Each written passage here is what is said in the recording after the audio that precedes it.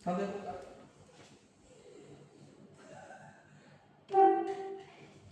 Selamat pagi anak-anak. Selamat pagi, Pak. Baik, bagaimana kabar kalian?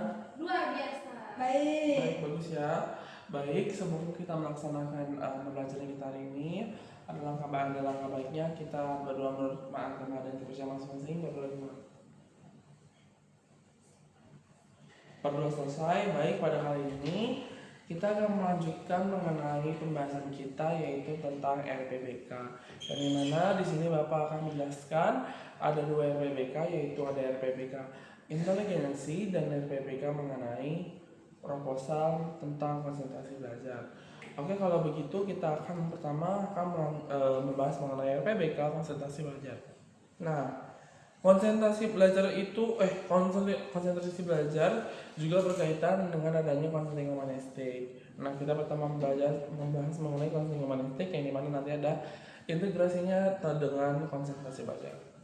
Oke, konseling humanistik merupakan pendekatan yang dimana ada di dalam konseling yang menempatkan manusia sebagai individu yang unik, memiliki potensi bindang.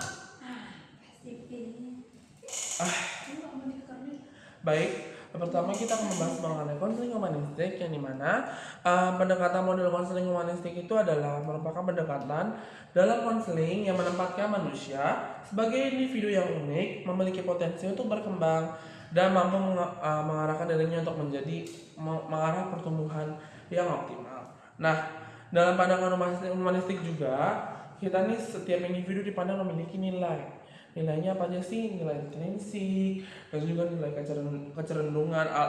kecenderungan alami untuk berkembang ke arah yang positif. Nah, apabila berada dalam lingkungan yang mendukung dan tidak menghakimi, ini mana menurut Korea pada tahun 2013, konseling humanistik bertujuan membantu klien mencapai kesadaran dirinya dan pengarahan diri serta mendorong klien menuju kemandirian dan aktualisasi diri. Yang dimana Korea juga mengatakan bahwa the humanistic approach emphasize a person's capacity for self-awareness and self-direction. In this approach, counselors attempts to create a climate in which clients can examine their thoughts, feelings, and behaviors freely and move forward greater autonomy and self-actualization. Yang dimana terdapat dalam Korea di bukunya di tahun 2013 halaman 165. Nah, tujuan konseling humanistik selanjutnya yaitu adalah mendorong individu untuk meningkatkan kesadaran diri, mengembangkan kepercayaan diri, mengaktualisasi potensi dirinya, serta mengambil tanggung jawab penuh terhadap hidupnya sendiri.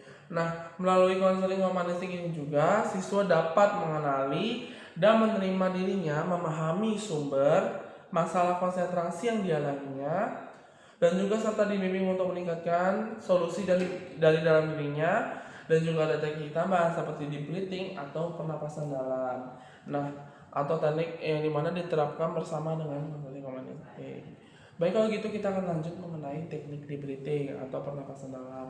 Nah, di dalam teknik ini itu teknik yang dimana memiliki arti yaitu teknik relaksasi yang berfokus pada pengaturan napas secara sadar untuk mencapai kondisi tubuh dan pikiran yang lebih tenang. Nah, teknik ini tuh melibatkan proses menarik napas dalam melalui hidung, terus melalui menahan napas sejenak, kemudian mengembuskan perlahan melalui mulut. Nah, deep breathing membantu mengaktifkan sistem saraf parasimpatis yang berperan dalam menenangkan tubuh, menurunkan tingkat stres serta meningkatkan diri untuk lebih konsentrasi. Nah, kemudian ada tujuan bimbingan dan konseling. Nah, tujuan bimbingan dan konseling itu untuk tujuan umum pelayanan bimbingan dan konseling dalam membantu individu atau peserta didik agar dapat mencapai perkembangan yang optimal sesuai dengan potensi yang dimilikinya serta mampu mandiri dalam menghadapi dan memecahkan masalah-masalah kehidupannya. Nah, kemudian ada prinsip-prinsip nih dalam bimbingan dan konseling. Yang dimana menurut prinsip-prinsip bimbingan dan konseling itu mencakup individualitas, yaitu bahwa setiap individu itu unik, memiliki karakteristik sendiri yang harus dihargai. dan juga ada prinsip kerahasiaan, mengharuskan konselor menjaga informasi pribadi konseling dengan penuh tanggung jawab. Nah, prinsip keterbukaan ini menekankan pentingnya sikap keterbukaan para konselor dan konseling dalam proses konseling. Nah, kemudian selanjutnya ada fungsi dan bimbingan dan konseling. Yang mana menurut Praitno pada tahun 2004 ada 6, yaitu ada fungsi pemahaman membantu individu memahami diri sendiri. Yang kedua ada fungsi pencegahan mencegah timbulnya masalah. Yang ketiga ada fungsi pengentasan membantu individu mengatasi masalah yang sedang dialaminya. Keempat, fungsi pemeliharaan dan pengembangan membantu individu. Kelima, fungsi penyaluran memberikan bantuan dalam memilih arah pendidikan. Dan yang terakhir, fungsi adaptasi membantu individu dan lingkungan menyesuaikan diri. Kemudian itu ada asas-asas bimbingan dan konseling, yang dimana menurut Prof. Darsana pada tahun 2018 pelaksanaan bimbingan dan konseling harus berlandaskan pada asas-asas tertentu agar layanan yang diberikan berjalan secara profesional dan efektif. Salah satu asas penting adalah asas kerahasiaan, yaitu bahwa informasi pribadi yang kalian miliki sebagai konseling, kita sebagai konselor memiliki kode etik untuk menyampaikannya dengan baik.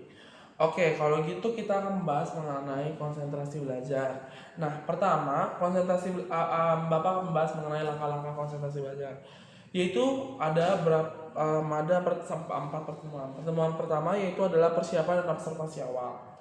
Yang dimana di dalam hal ini kalian tuh harus tentukan indikator konsentrasi belajar. Misalnya fokus saat mendengarkan, mengerjakan tugas, tidak melamun. Terus siapkan instrumen observasi atau lembar observasi dengan skala 1 sampai 4. Yang terakhir, lakukan observasi saat kegiatan belajar berlangsung, yang seperti amati setiap siswa berdasarkan indikator. Pertemuan kedua itu lanjutkan observasi dan evaluasi sementara, yang dimana gunakan instrumen yang sama untuk observasi, terus evaluasi singkat. Pertemuan tiga yaitu adalah pendalaman observasi, yang dimana lanjutkan observasi dengan lebih fokus pada siswa yang menunjukkan masalah berkaitan dengan konsentrasi. Nah, pertemuan terakhir ini penutup dan rekap data, yang dimana pertama itu lakukan observasi terakhir dengan cara yang sama, kedua rekap hasil total dari pertemuan 1 sampai 4 untuk siswa, terus buat kesimpulan, yang terakhir tindak lanjut atau menggunakan data ini untuk menentukan pendekatan belajar berikutnya, seperti itu. Nanti Bapak akan bagi bagaimana cara sistematisnya pertemuan ini. Oke. Terus dalam menyusun instrumen ini Bapak juga ada definisi konsep, terus dari beberapa hali, habis itu definisi operasional, yang dimana nanti kalian di sana lebih rinci, lebih empiris mengenai pengertian definisi konsentrasi maupun konseling humanistik dan teknik deep breathing. Di situ juga nanti ada aspek, indikator, tampak, tidak tampaknya dari tingkat konsentrasi, terus ada pernyataan, jawaban siswa dan keterangan. Terus juga nanti ada pedoman bagaimana cara guru bimbingan dan konseling melaksanakan tugasnya sebagai guru dengan benar, seperti pedoman, terus pedoman singkat guru BK, seperti itu. Kalau begitu, apakah ada yang ditanyakan? Sudah cukup Bapak dari saya. Baik, kalau begitu Bapak harap kalian bisa belajar lebih baik untuk mendalami yang tadi Bapak bilang. Jika ada pertanyaan bisa nanti setelah kelas kita membahasnya lagi. Kalau begitu, terima kasih atas perhatian kalian. Kalian bisa istirahat. Sebelumnya, Om Santi Om. Assalamualaikum warahmatullahi wabarakatuh. Shalom, namo buddhaya, salam sejahtera bagi kita semua, dan salam harmoni. Terima kasih.